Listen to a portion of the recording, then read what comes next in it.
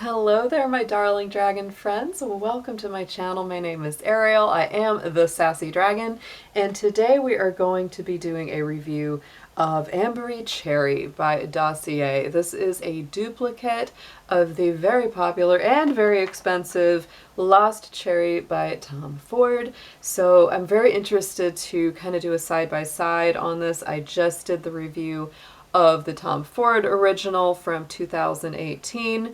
This one was released in 2022, so about 4 years later this one came out.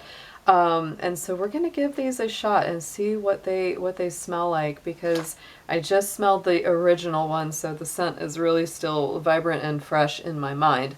Something that I really like about the Dossier blends is that they always send you a little card that goes with the fragrance, and it gives you a list of the notes. It tells you what the scent is that it was inspired by, and I really enjoy that part of it because I feel like if you're newer to perfumery, it really helps you to understand the idea of notes and dimension of fragrance. They also put that directly on the bottle too. They actually print the top, base, and the middle and base notes on the bottle, which is really cool. I also do like their bottles because this is a very nice, sleek, it has a magnetic top. It's a 1.7 ounce size. So the top notes in this one are cherry, almond, and cinnamon. The cinnamon goes to the top instead of the base, which was in the Lost Cherry, the original version. They take the cherry liqueur out of it as well as the black cherry. So it's just going with a straight cherry note off of the top. And I'm going to go ahead and spray a little of this on so we can get it going. Oh, it smells so good. I will say it has a, it's, to me, the opening of this is a brighter cherry. It's less of the cherry liqueur, which you really get that big hit of when you first smell the original one. This one you definitely get a little bit sharper cherry, just a little sharper cinnamon and almond to the top. It doesn't smell quite as sweet. This one actually smells a little more fresh, and it has a little bit more of that balsam smell to it that's, you know, in the base note. The vetiver is not in this fragrance, which it was in the original. The middle notes are, again, the jasmine, rose, plum, which are in the middle notes of the original, but it also has the cloves in the middle instead of in the base, which the original has. The base notes on this are way, way, way pared down. This one just has the tonka bean, vanilla, and Peru balsam, whereas the base notes on the original Lost Cherry are pretty numerous. There's quite a lot of base notes that give it a very almost incensey, slightly bonfire smoky smell. I said that the base notes on that actually smelled quite a lot like By the Fireside or By the Fireplace by Maison Margiela. Very much that kind of sweet fireplace sort of smell with the cherry and the fruits and the flowers layered over top. This one is much more simplistic. The vanilla is not nearly as strong in this one. I feel like the Tom Ford version, the vanilla is a lot more noticeable to me. This one, the cherry is not as multifaceted, I will say. So I would say definitely this is, you know, obviously the price point is so much less on this one. So it's kind of like comparing this really expensive perfume to the less expensive version of it.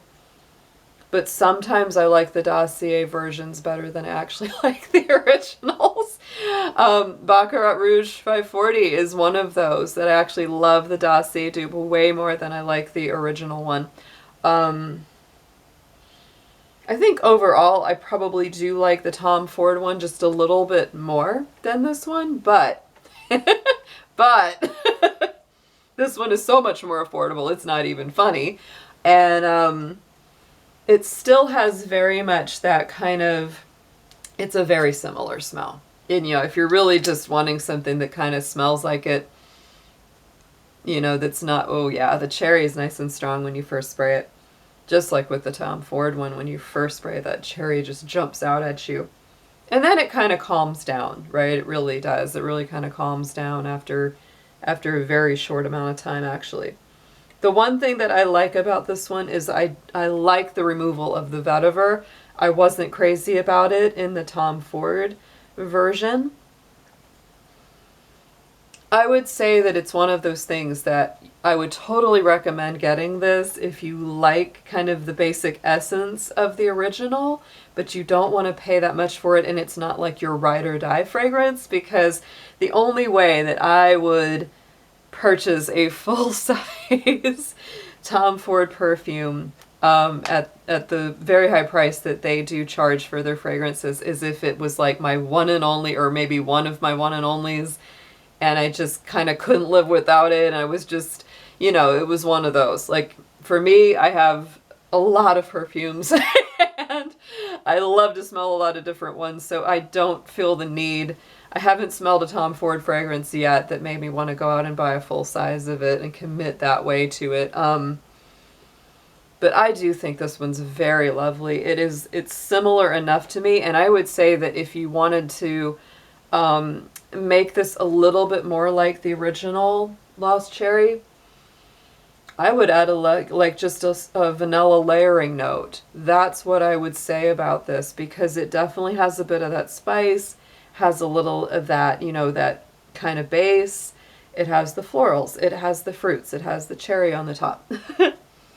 Definitely has the almond, you know, it has all that stuff, but the vanilla is not as strong. It's not quite as sweet, which in some ways makes this even more versatile. It makes it a little bit more genderless, which I also love about that, because I'm just a real believer that, like, no matter who you are, if you enjoy a perfume, no matter who it's marketed to, you should wear it and enjoy it, because if you love it, that's just gonna make you happy and make you radiate and just bring you joy, and that's the whole point of any of this in the first place. So I would say, yeah, this to me is a little more like anyone could wear it. It's not quite as nighttime smelling as the original. Like the original, I feel like it's very much like it would be hard to see wearing it in the day. But this one, I feel like you could spray it light and you could wear it in the day for sure. But if you want to make it a little bit more like the original, layer it up with a little more cinnamon or vetiver, layer it up with a little more vanilla, and it's going to be really similar. The main thing that I notice, like I said, lack of vetiver, lack of the cherry liqueur, but I'm very happy with this one, so give it a try if you haven't. Let me know what you think of it if you have, of this one or the original that it's based on. And as always, I invite you to recommend fragrances that you love that I may not have heard of or smelled yet.